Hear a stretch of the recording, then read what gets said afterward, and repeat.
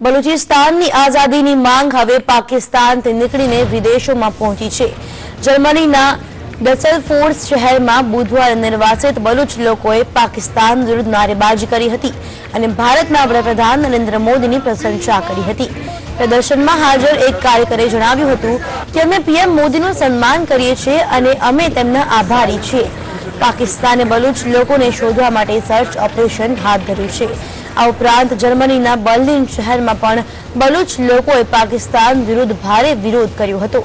બર્લિનમાં લોકો રસ્તા પર ઉતરી આવ્યા હતા અને પાકિસ્તાન વિરુદ્ધ સૂત્રોચ્ચાર કરી રહ્યા હતા, જ્યારે મ્યુનિક શહેરમાં પણ બલુચ મૂળના લોકો દ્વારા પાકિસ્તાન દ્વારા કરવામાં આવેલા માનવ અત્યાચારનો વિરોધ કરવામાં આવ્યો હતો।